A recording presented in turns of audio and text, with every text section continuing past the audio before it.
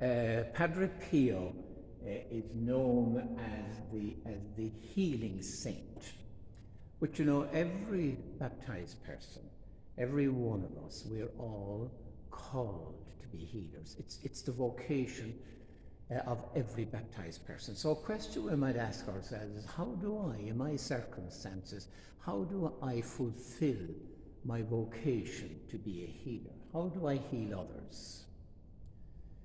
Now, there was this carer employed by the HSE, and she was telling me about her round. She used to call to 3 or 4 people every day. But in one street, there were 2 men there, and one of them, she'd go in to see him, and he was very grumpy, and she was always putting her down and saying that she didn't know how to make a proper cup of tea, and she was no good. And she'd leave the house feeling down in herself. And then she got down the street into the second man, and he was the opposite. Oh, he'd say, well, I'm delighted to see you. I always look forward to your visit, and I love the little chat we have, and you're so good to me. And she said she'd leave that house feeling good in herself and uplifted. Now, one of those men was a healer, and the other was not. All of us are damaged, troubled, and so everyone needs healing. And sometimes the healing required, it's not always physical healing, sometimes it's the healing of relationships, the healing of memories, psychological healing, healing of mental issues like depression, anxiety, distress, fear, things that people experience daily.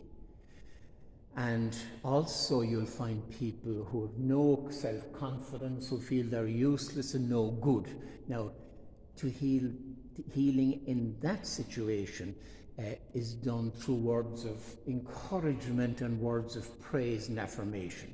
Reckless words can hurt, but words of encouragement can heal. So let our words heal and not wound.